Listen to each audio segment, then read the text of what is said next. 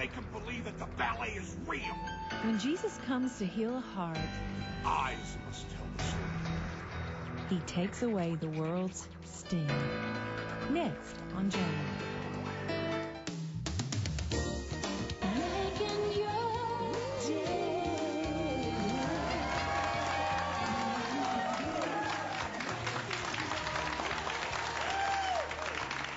Well, what would happen if one day you got everything you hoped for and then found out what you really needed you already had? Today's guest is about as famous as they come. This one-time little boy from California got everything he wanted and dreamed for. The perfect wife, a lucrative career, multiple homes, fame and fortune, and lots of it. He is known as Sting, the WCW loner champion who fought against injustice and ruled with an iron hand. Entering the ring to millions screaming his name every night, he was a man loved by all, and he became a man who hated himself. Today we will hear his amazing testimony, from addiction to prescription drugs and heartache to reconciliation and joy. His movie and book, Sting, The Moment of Truth, tells the tale of the man behind the painted face, Steve Borden. Take a look.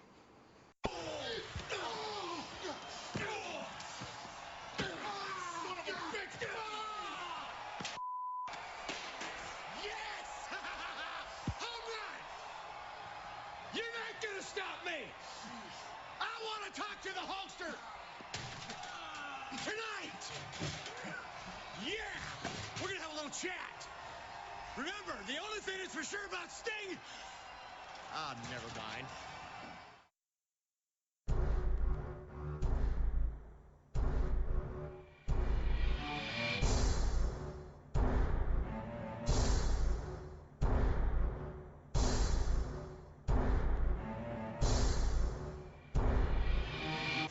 Oh my gosh!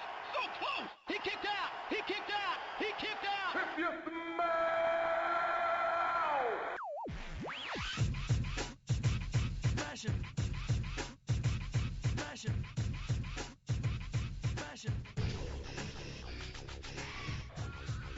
Welcome to the Full Nelson Press Podcast, episode 24, where you're recording on January 13th, 2016. I am the creator of the FullNelsonPress.com, the unofficial WWE webcomic. My name is Brandon Kirkpatrick. You can find me on Twitter at JohnnyJONNY_Tango. I'm here with the number one entry of the 2016 Royal Rumble, Pete O'Brien. You can also find him on Twitter at MVPete360. And of course, you can follow the FullNelsonPress.com on Twitter at TFNP.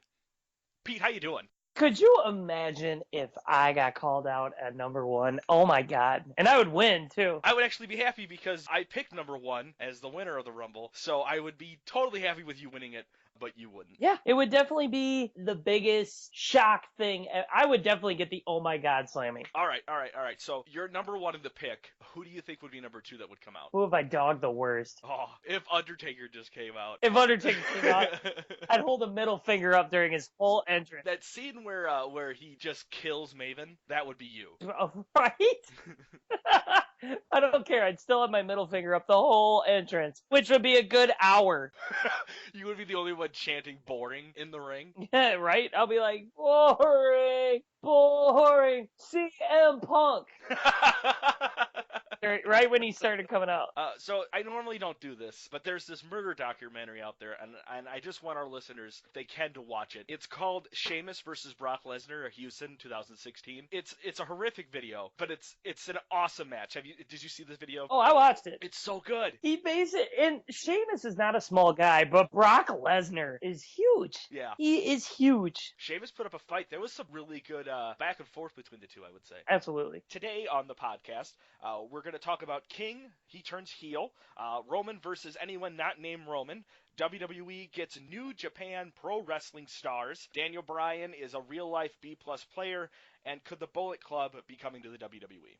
Ooh, new faction will be sweet. It's going to be good. But we'll get there. First of all, WrestlingZone.com reports that Jason Jordan and Chad Gable have a new tag team name, American Alpha, which I think is really cool. I hope this is the next step to them, coming to the main roster. They're already popular. Do I think they're going to win the tag titles? No. I think they're going to go to Enzo and Cass first. I think Jordan and Gable might just get called up before getting the titles. There'll be another one of those Tyler Breezes, like, called up, without winning a title. That's okay. I could see that, and I'd be completely cool with it. Yeah, it used to be that you would win the title, and then whoever won the title would be like next up with like Paige doing it, Seth Rollins, Big E, other NXT stars. But now they just pull whenever they need to. Right? I think I'm pumped. I like Gable, and of course Jason Jordan. You are good as well. Oh, I'm more of a fan of Jason Jordan than I am of Gable, but I don't watch NXT as much as you do. Yeah. Oh, you know me. I already watched NXT tonight, so I'm ready. I'm sure you are already pumped. Number 1 contender for the women's title, Carmella. Really? Awesome. Yep. That's super cool. When's the next takeover? When is that going to happen? I don't think it's going to happen at a takeover though. Oh. But they had a Divas Battle Royal, and it came down to Asuka, and she threw out 2 newbies, and then Eva came out of nowhere and threw Asuka out, and then Carmella comes out of nowhere and throws Eva out. It was great. How does she come out of nowhere if there's only 2 people left? They've been hanging out outside of the ring. Ooh. Yeah. Normally divas don't leave the ring when there's a battle royal. Oh no, That's too confusing. They took naps. Ooh. Netflix, they chilled. SmackDown, you probably didn't watch it. I didn't watch it either, but I did catch some clips. Jerry Lawler is now heel commentary on SmackDown, and that's awesome. That's so cool. This excites me so much. I would be okay with him coming back to Raw and replacing JBL as the heel. No. I cannot stand JBL. No. Why not? I don't want all 3 of those guys. I want them gone. They're all terrible. I don't mind Michael Cole as much now. I hate Michael Cole. I think the problem with Michael Cole is it doesn't need to be Byron Saxton and JBL on the table. You put Corey Graves and Renee Young on that table with Michael Cole, and I think you would have a great team. Maybe that might work, but God, Michael Cole, go back to being a coal miner. Why is Renee Young not on the commentating table? She's so good. ESPN wants her, and that's where she'll probably go. I don't think so. She loves wrestling, and ESPN, go suck it, all right? Because you thought Rachel Nichols was a good sideline reporter. And I'm not going to get into the Rachel Nichols hate party. Oh, my God, I hate Rachel Nichols. I don't even know what that is. I'll probably just edit that out of the show. Oh, no, you won't. Better leave it in. Do not.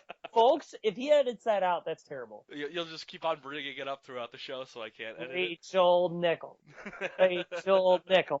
So let's talk about Raw. Yeah. Raw happened on January 11th, 2016. Raw opens with the majority of the locker room out on the Titantron. Steph and Vince strut out. They tell us to look up at the Titantron and see that one of them up there is our WWE World Heavyweight Champion. It's not the case, because they're not going to have whoever's going to be the face of the company be standing up at the Titantron like one of those jobbers. No. Wyatt family comes out. This was interesting. Okay, they interrupted Vince and Stephanie. I'm like, whoa. Do something cool. And they didn't. No, they did nothing. I was like, what was the point then? What was the point? Like, why would you have them just and then nothing? His promo should have just been, and I'm Bray Wyatt, and I'm also here. And then they cut to Roman Reigns coming out. Because that's what happens. You had a good opportunity, and you wasted it. Yeah, stop putting every night into Roman Reigns. Thank you, because Roman Reigns is going to get burnt out. You want him to be the top babyface? It's not going to happen because you're slamming him down people's throat. And the only person that's going to like him is Brandon Kirkpatrick. Slamming him down like Stone Cold Steve Austin. You're right. I love Roman Reigns. But this is too much. I'm even getting bored of Roman Reigns right now because it's not entertaining. It's the same show every night. So, of course, Roman Reigns comes out because that's how we have to start every show. Vince goes to this whole, well, this guy's going to win, this guy's going to win. And Roman's like, well, what if I win? Questioning it himself as if, Vince, can I please win this? And then Steph belts out this weird, Harley Quinn laugh. Right. Which was kind of cool, yet really disturbing. Vince McMahon declares that tonight we're going to have a 1-versus-all match. And I'm already like... Oh, God. It's going to be a really gimmicky night, isn't it? Yep. Which, of course, it was. You have the national title, the college football national title happening on ESPN, and this is what you give us to not change the channel? Come on. It's almost like they're like, well, no one else is watching, so what do we do? Exactly. And which is frustrating to the people who regularly, like myself, watch wrestling. I don't watch sports. You've heard of sports, though. It exists. You've played Wii Sports, so those things that are on those video games you play, they're actually a real thing. I guess I do play sports, because I've gone bowling before. Yes! So I guess I have done sports. I watched bowling on Sunday. It was great. Couldn't find the remote that day. They were all in the shape of Kevin Owens, except in way worse shape. Kevin Owens does look like a bowler. He looks like he can bowl, but then in the same sense, probably outrun me in everything ever. That's because he's a father. He is a father. He doesn't force kids! Doesn't force kids! KO means, kids on. No. No. Brandon, no. Are you working for WWE Creative right now? Speaking of amazing creative talents, Dean Ambrose versus Sheamus is next. Woo! Vince teases that we're going to have maybe Roman versus Ambrose. The crowd cheers, but we kind of already got that, which was an alright match. Sheamus comes out and attacks Dean Ambrose, so I guess it sets up Sheamus versus Ambrose. This was a boring match. Yeah, until the end. Where you see Dean just smashes Sheamus's head, and he hits it 3 times. He's got 6 stitches. Yeah, the first time you hit him, it's like, is that blood? And the second time he hits him, you're like, oh, that's blood. And the third time he hits, it's all over the place. You know, like, and then Kevin Owens comes out being all awesome because Kevin Owens is right now, and I like Dean Ambrose. I like the Dean Ambrose-Kevin Owens rivalry. Kevin Owens is right now probably the best thing going in WWE. Am I wrong on that? Could be wrong on that. I How? just want to stop right now because we'll get to it. This Raw, other than the stuff going on between Vince and Roman, was a really good Raw. But I think, I agree that he is up there, but we'll discuss it later about the Divas. Kevin Owens is doing a great job and is really getting pushed, and I think we might be getting a big match for him at WrestleMania, which we hope we do. Oh, I'm reading like 3 grumblings right now. Pete, is that from the Grumble Report? Yeah, the Grumble Report. Grumble. We're going to get Pete with the Grumble Report later. God, I should start writing a thing. And we'll put it on the fullnelsonpress.com. Oh, the Grumble Report. Just drunken writings of you about the WWE, which just ends with, why can't everyone be John Cena? Why are WWE shirts made so cheap? I wash them and dry them once, they shrink, it's over. But wait! I like Star Wars. It'd just be like all over the place. Right? He's just like, you know what? Kevin Owens is a pretty good guy. But you know, you'll go to jail for drinking too much, not because you were drinking, but because you didn't put recreational drugs on your Obamacare. And I hate Jar Jar Binks. That right there was more entertaining than the actual match of Dean Ambrose versus Sheamus. Next, we get to see Vince and Steph. They meet up with Paul Heyman backstage. We get to see them argue over how they're going to use Brock Lesnar, whether he's going to be in the Rumble, awesome, or main eventing WrestleMania. Because who else do they have? We already know it's going to be Lesnar because they're going to go to Lesnar and be like, we know you can headline WrestleMania. Right. Fine. It all depends on who is going to take you on that could sell that ticket. No matter if you are the first match on Mania, you are going to be one of the main events, whatever match you're in, because you are the prize fighter. Next, we'll move on. Stardust versus Titus O'Neil happens again. Why? Props to Stardust for representing David Bowie. Yeah, that was cool. Good on you. He came out in David Bowie face paint, so R.I.P. The best tribute, better than anyone's Facebook post. I don't care if you're listening to this. He beat your Facebook post. I'm just saying. Stardust puts a lot of work into this match. He's just running circles around Titus. Titus does like the Clash of Titus, I guess is what it's called, and it just ends the match. But then we get to see more heat on Stardust because Titus goes out there for the kids. That's what every WWE star wants to do. Stardust goes and attacks him. Are you excited about that? On your scale between 1 to 10, how are you excited about this Titus O'Neil versus Stardust? 1. There's nothing there. I'm sorry. I'm really mad about how underutilized Cody Rhodes is. Yeah. Like, I'm sorry. He needs to break his nose again and go back to the grotesque and have his bodyguards and have him put paper bags on ugly people. That by far was his best gimmick. I don't care what anyone else says. Nobody can try to tell me Cody Rhodes putting paper bags over ugly people's faces was not just gold. And he puts on great matches. God. Do you remember the match he had with where it was him and Bob Holly? Yeah. And they were tag team champions, and he takes on Ted DiBiase and his mystery partner, and you find out his mystery partner is Cody Rhodes, and they totally turn on Hardcore Holly, and they pin him. And then Cody Rhodes retains the title, but becomes the new tag team champion with Cody Rhodes. And I think that's how we started Legacy. Yeah. It sent Bob Holly to Dubuque. That's why he's working out in our hometown. He's never been fixed. He's just changed man. To the 50 people that listen to us on a weekly basis, we have seen Bob Holly. I saw him in Fairway. And I was like, what up, Sparky Plug?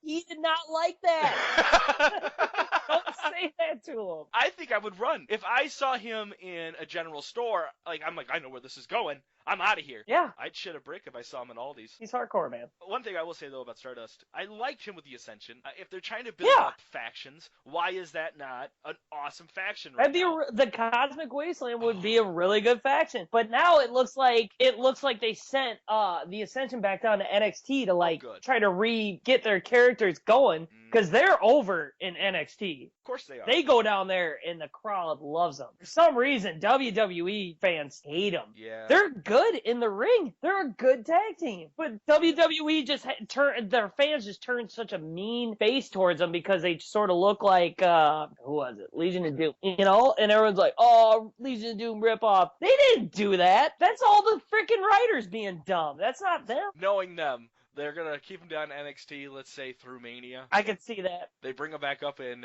Extreme Rules, but they're wearing all S&M stuff like the Domination tag team. You know what would make them go over probably more is if when their music plays through the Ascension, they rise up from the stage. Like the Brood? And yes. If you're going to make them copy like someone else. Right. The Brood, and everyone loves the Brood. Right. Best entrance song, best entrance. They were the coolest. They were the coolest. One of my favorites.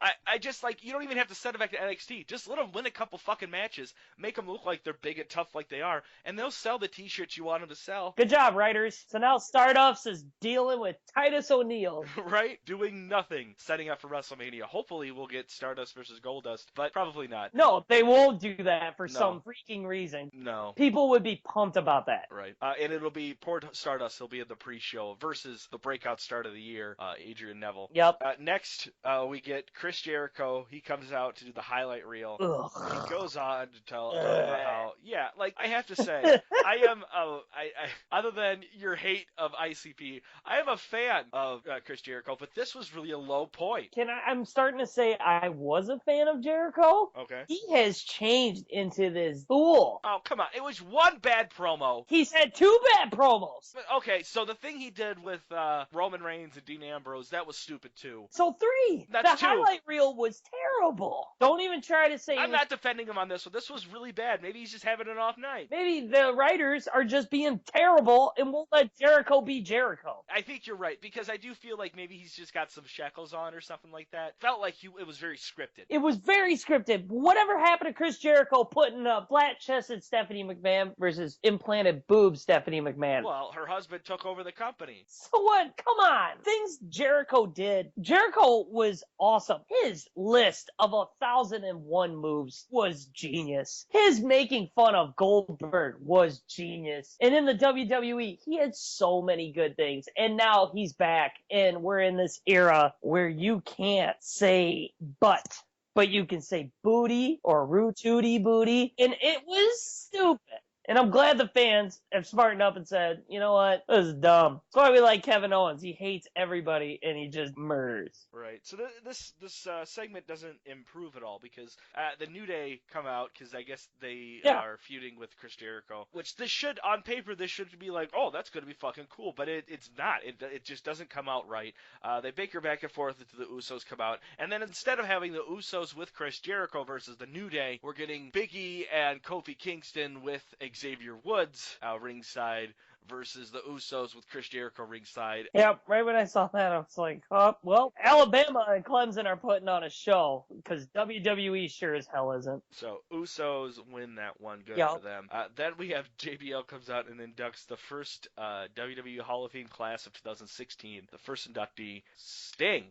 Good for him. I guess break his neck, put him in the Hall of Fame. Well, okay, and all right, I might get some heat on this one, but here we go. Why not? He wrestled in WWE twice. Now, granted, he was huge for WCW, but he was also one of the big voices that was like, I will not go to WWE at all. So I think some fans are like, whoa. You also have to look at it from that standpoint, too. But congratulations, I guess. He does deserve it, because he did do a ton for WCW. And now that WWE owns him, yeah, that makes sense. I get that. But in all honesty, Sting, I don't really give a shit. Go back to your Catholic channel and preach words of God about how you're stupid and a hypocrite. Wow. He is. Wow. He's sitting there and he'll say, have you ever seen his Gospel Channel show? I kind of want to now. Oh my God, it's so weird. It looks like he's filming in the Mercy Medical Center chapel. I think this is probably going to be the opening of our show. Okay. So if you're listening to the show and you're kind of like, what the fuck was that? It's this right here. Boom. But that's what it is. Okay, here's my part though. Sting, they have put other people into the Hall of Fame that have no, like, did not work the Arnold? WWE at all. Well, not even that, but I'm just saying, like, we've seen wrestlers from, like, Japan, or who is it, Alberto Del Rio's father, I think they inducted into the WWE, and he never even worked in the WWE. So I think they just induct anyone from any promotion that helped promote wrestling. I do get it, because it's the same with Warrior, rest in peace. He completely just shit all over the company after he left. Oh, he did. But here's the thing. They were shitting on Vince's company. And I think what really turned this stuff around was Triple H. Triple H is the future. Triple H needs full reign, and WWE will be back to its prime the way it was. You heard it here first, folks. Pete O'Brien thinks Triple H should be #1 contender for the NXT Championship.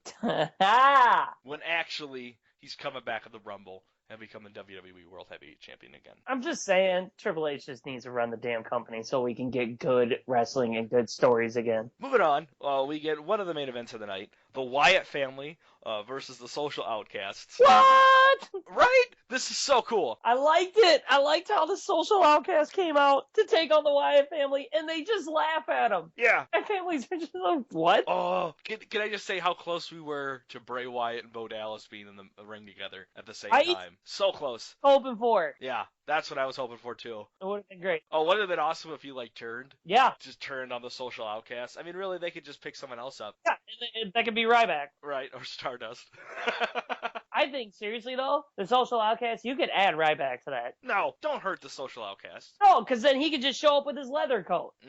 That's too close to Ryback. I'm just saying. Curtis Axel doing these Macho Man kind of crazy promos. Keep doing it, because I think he's going to make a character with this. I am a huge fan of Curtis Axel. Curtis Axel's good. He's so good, and he's so talented in the ring. When he was doing the whole thing with Paul Heyman, when it was CM Punk versus Curtis Axel, I enjoyed almost every one of those matches. It was so fun. I do not hate Curtis Axel. All four of those guys can put on a match. Yeah. All right.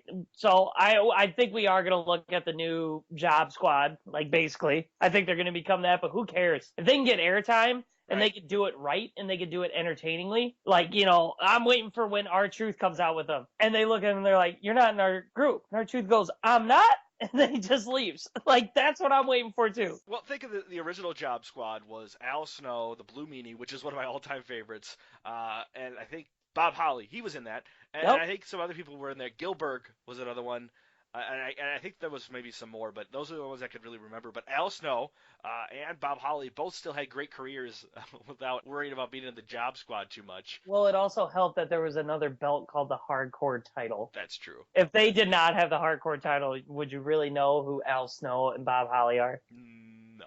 Okay. I would know Bob Holly. Yeah, he's the guy that picked up those weights. He's the one who walked down with the weights, right? Oh, Bob Holly and Spark Holly or whatever. No, it was Bob Holly and Crash Holly. Crash. Yes.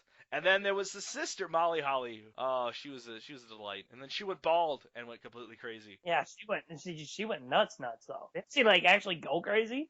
No, I don't think she actually went crazy. They actually did a article about where are they now, and she was featured on that. And I think she's just a stay-at-home mom now and is really chill. So that's kind of cool. Oh, that's good. Happy ending for her. Thanks for calling. Hey, she okay. Moving on. Bitch. Don't boo the bitch. Don't.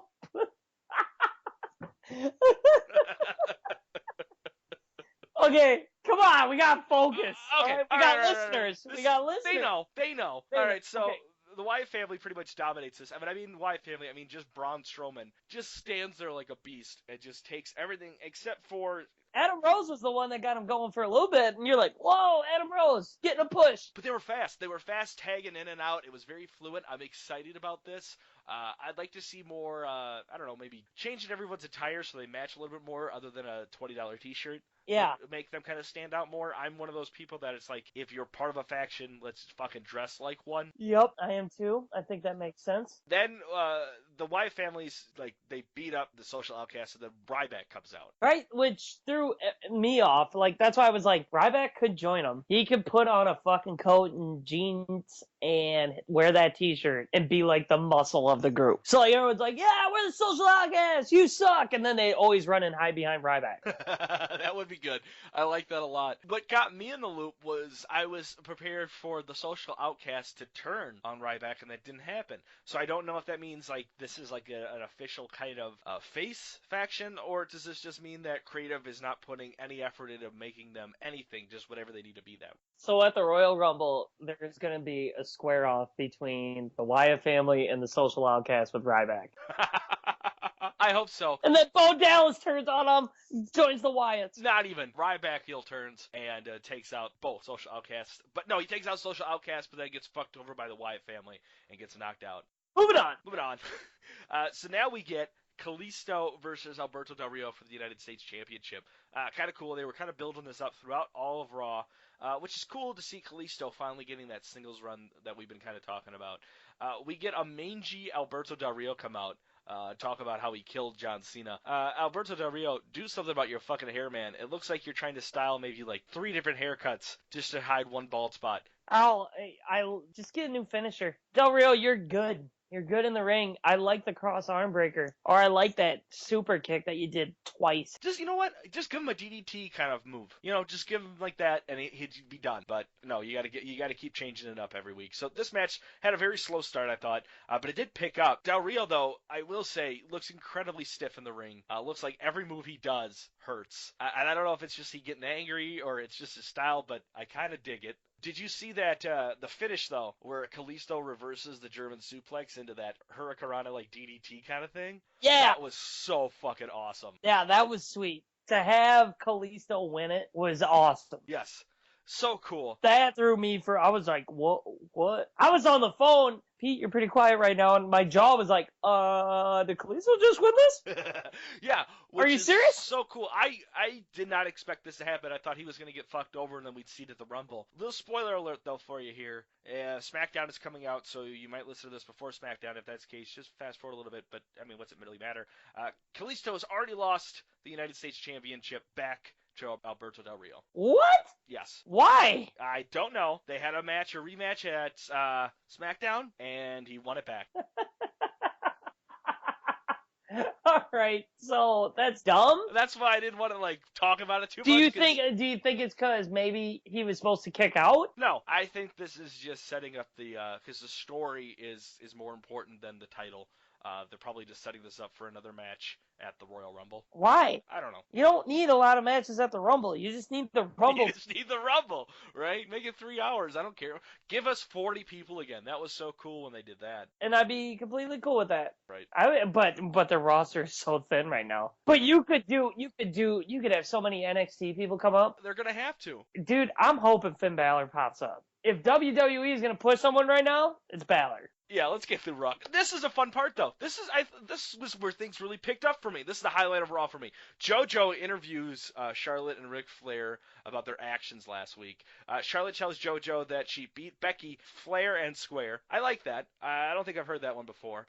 She also says that she'll be doing it again tonight.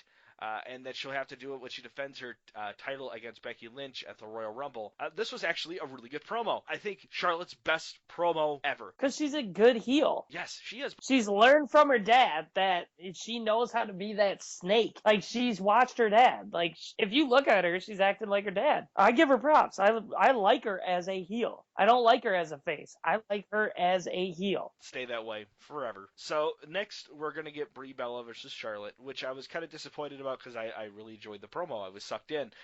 We get this match not even started up because thank you, Becky, for making sure this match didn't even start. Yeah, because no one cares about Brie mode at all. Thank you. Brie mode. Don't even do it. Don't even do it. She is the worst. She is. There's no one else worse. Brie Bella, if you're listening to this with your unemployed husband, you are the worst diva on the roster right now. It's true. Like, I'm sorry. Like, you are taking a spot of someone who could easily put on a better match. Oh, you're talking about a match? I was talking about air. Or, oh my God. Bree, I didn't say that, and if you ever get single, let me know. Like, I still find you attractive, and I think we can work through our differences. Right. Plus, Pete, you got a job, don't you? Yeah, I do. All right, so you got one up on her husband. And I wouldn't make you shit in a shed. That's So, Total there you Divas go. every week on E. You're welcome, E. All right. So, Becky Lynch comes out and she beats the shit out of Charlotte. The best part about this, though, is Ric Flair, his reaction outside the ring. Right? He just wants to dive in there, but he's like, they're women. I can't hit them on TV. Can't hit him on TV. Wait till we get backstage and no cameras on me. Flair and square on the face. Nice. So next, Flair proclaims that Charlotte is in any condition to compete tonight, and it's all Becky's fault. Thank you again, Becky. Like I said, this was good, and then we finish with, again, probably Becky Lynch's best promo. She ends this promo with JoJo just screaming about, I don't remember, but it was still good. She looked good. I like Becky. Give me that Becky. Yay. So yeah, I would say this was probably the best storytelling of Raw. It was really good, I thought. Yeah, it looks like they're sort of taking notes from NXT. Like, you're actually making something. Right. You're not seeing just a random match being thrown together. We've been watching this build up for a while. So, yeah, maybe people will be more invested into this match now for the Rumble. I would think so. I would hope so. So next we have the main event of the night, Roman Reigns versus everyone not named Roman Reigns. No, don't say everybody. Because when you saw the people who came out, you did not see everybody. You saw all the heels. Yes. Speaking of which, okay, so we see Breeze? We see Tyler Breeze, for no reason, just hanging out in the background. The New Day, Stardust with the Ascension, Alberto Del Rio, Sheamus, and Kevin Owens. Now, other than Tyler Breeze and Owens, everyone else that have come out has already lost or was in a no contest match. No one came out with a W. Yeah. So why am I supposed to fear these people? So then Vince makes the best decision he has made in the last 3 years and picks Kevin Owens versus Roman Reigns. People liked it. It was nowhere as good as it should have been. Well, it was rushed. It was rushed. Then again, it's just this being held down by creative. I think they should have just said, hey, tonight we're going to have Roman Reigns versus Kevin Owens as our match tonight to counter whatever football game you were talking about. And I think you would get more people watching that main event. It doesn't even need to be for the title. Just make it a match. And more people would be watching that. Even make it Roman, because it was pretty much Reigns versus Owens in a lumberjack match, but everyone in the lumberjack match has to stand next to the fucking stairs. You could have easily, too, had Roman and Owens, and then have Owens, decimate, go off on Reigns. Throw him through the barricade, hit him with chairs, be like, Dean, do you want this? This is your brother, and have, Dean Ambrose then come out to try to save him, and Owens and him, are going at it, and they spill out into the crowd, and they fight, and then you got Reigns, stumbling, and then Reigns is standing in the ring, and he's holding his belt, and all of a sudden, John, and then here comes Brock Lesnar, and everyone's like, what? And then he would freaking F5 Reigns, and then pick him up and F5 him through the announce table, I don't care. Hold the belt up, and just walk out of the arena with it. Boom! Again, I showed up creative. So what really happened, eventually everyone comes into the ring because Reigns is, I guess, winning against Owens. So then everyone comes in and they all start beating up Roman Reigns. And then Brock Lesnar comes out and just beats the shit out of everybody. My biggest issue with this is, if you make him beat up, fucking how many guys are standing out there? At least 15 guys. That's half the fucking people in the Rumble, and we just see them all get wasted by one dude. What's driving me to see the Rumble other than this one guy? The Wyatts. Oh, okay, yes. All right, so what happens with the Wyatts? Nothing. They stood there and watched. Which is cool. I think you're going to have a square off in the Rumble where you got Strowman and Lesnar staring at each other, and they go at it. They really want to push. They're going to push Lesnar, so they're going to see Lesnar F5 Braun Strowman. And if I saw that, I would be like, holy shit. Brock Lesnar double clotheslines Strowman and Show and gets a double elimination on him. Ooh, that would be huge too. Yeah, that'd be pretty sweet. So yeah, we end the show with Heyman and Lesnar leaving the show. Lesnar picks up a lifeless Roman and does an F5 to him, and then they end the show with them leaving. And that's Raw, I guess. I guess. What do you want to grade it? B-. Okay, I'm going to give it a B. All right. So, yeah, a good show. Other than the bullshit with the beginning and the end, I think it was a good show. Who's your dud of the week, Pete? Tyler Breeze, because he did get to be in the main event, but, like, what was the point? Why did you call him up to just have him do that? Yeah, let him go home. Like, leave him in NXT. He can make just as much money in NXT there and actually wrestle, and people can enjoy Tyler Breeze. Listen, kid, we're going to bring you up so you can watch other wrestlers. That's all they've been doing. So, good call up. My dud of the week is the United States Championship. Because it doesn't matter anymore. Right? Since Cena is gone, they'll just keep flipping it. So, stud of the week. Kevin Owens. Kevin Owens got to basically, you could see that you had Vince go, Owens, sick him. Right. You know, so you could definitely see there's a plan there. Mine is Charlotte, Becky, and Flair. I think they put on a great show this week, so I got to give it to all three of them. Nice. So, next, some injury news. Paige is out in concussion, which sucks. Yeah, but like they only need one diva match, so it really doesn't matter. Does it really matter? I like Paige. I miss her. I like Paige too, and I miss her too. But no, this is a good time for her to be out, I guess. Yeah, they only have like one divas match. Who cares? Big news. Yeah. WWE has signed AJ Styles, Doc Gallows, Carl Anderson, and I Naka. Yeah, hopefully he's better than fucking Kenta. One thing with him, I know Doc Gallows because he was Luke Gallows. I don't know anything about Carl Anderson, and I despise AJ Styles. This other guy, though, the reason I don't know the pronunciation of his name is because I don't watch New Japan Wrestling. It's nothing against them. But I did watch the match between him and AJ Styles. Thank you. I was going to message you and ask you because I watched it. It was 30 minutes long, and I decided to sit down and watch it. Right? It was a good match. It was. Yes, it was a really good match. Okay, here's the thing. AJ Styles isn't terrible. He's going to have to calm himself down. He is very injury prone to other wrestlers. I don't Yeah. know how to say that. And that finishing move just pisses me off that he continues to do that finishing move. Right. When it breaks people's necks. And I hope that when he comes into NXT or if they move him right up to the roster, that he just get rid of that fucking move. I hope they see that and they're like, nope, it won't work here. We say that, and then Samoa Joe still has his muscle buster, and he broke Tyson Kidd's neck. Yes, but that was a freak accident. When AJ Styles has broken two people's necks with that is no longer a freak accident. Stop doing it. Yeah. And this other guy, this guy from New Japan Wrestling, I saw his entrance because it was Wrestling Kingdom 10, which is like their WrestleMania. It was an amazing match, and then I watched his entrance to Wrestling Kingdom 9, which was really cool. The guy looks like he has amazing charisma. I'm super excited to see him. It's cool to see, I guess, Doc Gallows and Carl Anderson. I think they're going to kind of use them as a big muscle tag team. But recently, WWE has started, there's a t-shirt out there of Balor Club, and then they actually just trademarked the phrase Balor Club. So I'm thinking they're going to use this faction, which the Bullet Club, from what I've summarized from it, because again, I just don't know much about this stuff. They're kind of like a NWO meets DX kind of fun blend between the two, being like an all-heel team, kind of like the NWO, but funny and kind of charismatic, kind of like DX, which is cool. I hope that's the case. You always see Balor, he holds up the Wolfpack. Yep. He does that shit all the time. And he tweets, he's always teasing this stuff. He's always teasing this stuff on Twitter, which makes the internet just go fucking bananas, BANANAS.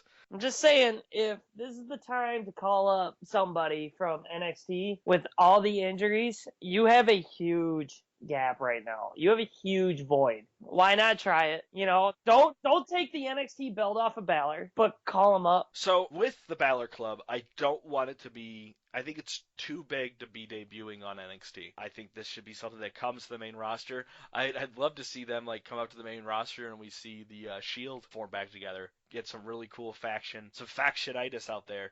You can't have too many factions. What would that make? Why not? 4, 5? I don't know. I like factions. And it would make creative just so much easier if you're just like, well, these groups and these groups and these groups, and we'll just have them collide. So this is exciting. This is very exciting news, I think, for WWE.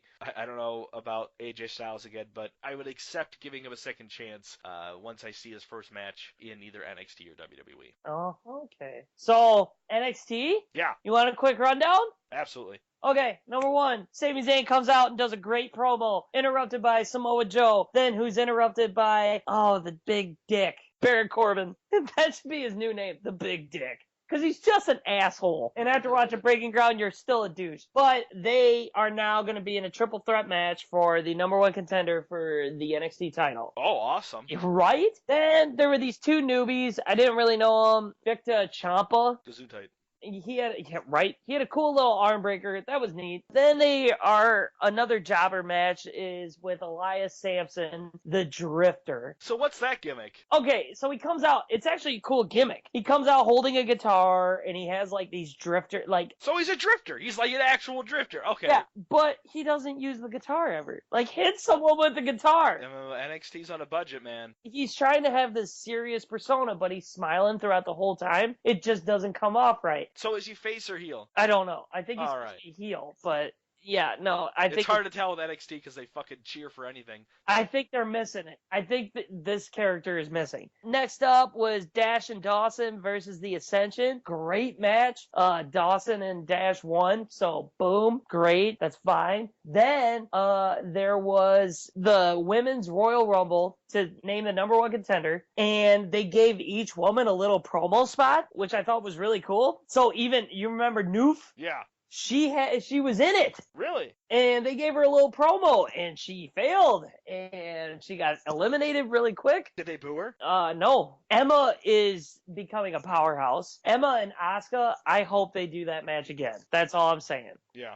Because they are both, right now, I think the tops down there. Bailey's good, but when you watch Emma and Asuka together, you can tell they are light years ahead of everybody else, because they know what to do in the ring. But the Battle Royal was cool. Give it up for Carmella. Bada Bing, hottest chick in the ring, is now the number 1 contender for the women's NXT title. Boom. I like it. Awesome. So what would you grade NXT? An A. No, I'll give it a B, just because the Victor Ciampa or whatever his name is was sort of bleh, and Elias Sampson I think is missing, and the match with Dawson, it was cool, but it was like blah, whatever. I could have done without it. I'm gonna give it a B- because it just sounds like you had to be there. Right. In other news, someone from HR, I guess, released some papers saying that they were going to be releasing Daniel Bryan next week. Yes. WWE issued a statement saying that this rumor is false and that the letter did not come from a WWE employee, which I kind of believe that. I was very skeptical about this at first, because if that's the case, if HR saw this and was like, oh shit, Daniel Bryan's going to let go, how many times we have seen this? Because WWE lets go, like, at least every 3 months there's a firing in WWE. And I think we would see this ahead of time before they actually officially announce it. So, but this brought up Daniel Bryan's future. What do we do with Daniel Bryan? Nothing. I'm sorry. Like, Daniel Bryan had his, chance. WWE gave him the reins twice in 2 huge spots, and he got hurt. Now, as a company, it's the same as the NFL. There's only a matter of time before you just give up. You can't invest in a character like that to be the face of your company if they just keep getting hurt. And his injury problems are so bad that no, why would you give him faith? And guess what? You have another one coming up by the name of Sami Zayn who could easily replace his spot. Because Sami Zayn is already just as big as Daniel Bryan. Maybe not just as big, but he's huge in NXT. His match against Cena, the crowd was so loud, doing all of his chants. You have someone to replace Daniel Bryan. Sorry, Daniel, you're replaceable. I agree. Here's the thing. If they let go of Daniel Bryan, wherever he goes next, he's going to be selling out shows. And I think that's got to be frustrating on their point. But Daniel Bryan, he's not doing anything right now, which it's got to suck on his end. Not just, obviously he's going to get some money, but yeah, he's not doing anything. And if they say, because I know he's been very vocal about saying they're clearing me, doctors are clearing me, they're still iffy about it. If that's the case, let him go. I'm done with Daniel Bryan. Even if he did come back 100%, how do I put stock in someone that this has happened twice to, at big pivotal moments. And how do you do that as a company? Be like, well, Bryan's in the main event roster, or in the main event, but he's not going to win because we can't give him that title. We can't do that again. The other thing, though, that I want to talk to you about is, like, it just seems like that injuries are the norm now. And I feel like the WWE has to evolve and figure out, either one, do we have to change our work schedule, which is not going to be the case, or two, how do we build up talent so that way we have enough talent and we put enough stock into each character that if we have to constantly rotate wrestlers out because of injury, they have to figure out a way to do that successfully. And I hope they can get that point. Maybe that's what NXT is going to help them get to. But it just seems like right now they don't understand that injuries happen, and they're happening more and more of them. They're doing shows 6 nights a week. Nope, you hit it right on the head. Yeah, good for me. All right, last thing we're going to talk about. Apparently, WWE is looking at making Fastlane an A-list event this year.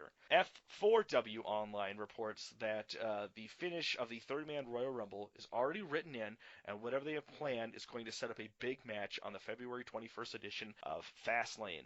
Now, we have confirmed that Brock Lesnar is already scheduled for Fastlane, but we don't know what that match will be. But what do you think is going to be the opponent for Brock Lesnar? I'm guessing Reigns. Reigns? Okay. So my prediction, though, is going to be Triple H wins the title at Royal Rumble. They might be having him maybe in a match, but I would think maybe this is Roman Reigns versus Brock Lesnar for the number one contendership. Maybe. That could be it. Maybe that happens and somehow Reigns pulls it off, so you have Triple H versus Reigns at Mania, and then you could set up Owens versus Lesnar. Because let's say Owens interferes in that match. Yeah. What if he wants in that match? I want Owens and Lesnar. That's what I want. I want to see that because I think that match would be sick. I really think that would be a good match, and the verbal battle between them would be even better. And we might be seeing that at Fastlane. My guess would be if Kevin Owens and Brock Lesnar is not going to be set up at WrestleMania, maybe we will see it at Fastlane. I don't know.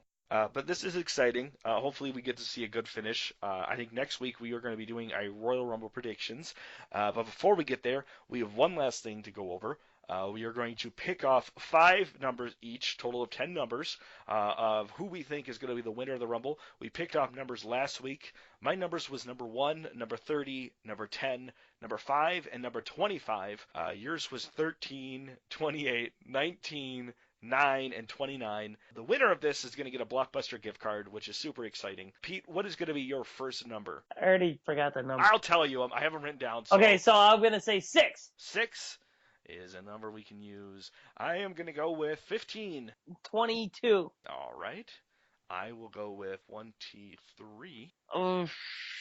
20. We're good so far. We haven't chosen a double yet. I'm going to go with 32. 32? Yeah. That doesn't make any sense. I am going with 26. How about I go with 7? 7. Good choice. Good choice. I'll go with 11. 12? 12? Yes, it is still there. I will go with number 27. All right. So my numbers are 15, 23, 26, 11, and 27. Yours is 6, 22, 27, and 12. Next week we're going to pick our final 10 numbers. Which is super exciting. This is my favorite time of the year, Royal Rumble. It's always a fun pay-per-view, even though the last couple of years haven't been the best finishers. It's so exciting. Right? It will be. I've been watching classic Royal Rumbles. So, what do you want to name the show, Pete? I don't know. You go. I gotta pick this one. We'll go with Roman Rumble. Okay, that was a good one. All right. So if you're watching this on YouTube, don't forget to subscribe and like the video. If you're listening to this on iTunes, please subscribe and give us a review. It does help out a lot. If Stitcher is your fancy, make sure you give us a thumbs up. You can also find us on Facebook, Wrestling Amino, Tumblr, and just search for The Full Nelson Press on any social media site. You can also go to thefullnelsonpress.com, where you can find all the links, including the show and a weekly WWE webcomic created by yours truly. So that is the Full Nelson Press number 24, Roman Rumble. Suck a butt. You bet.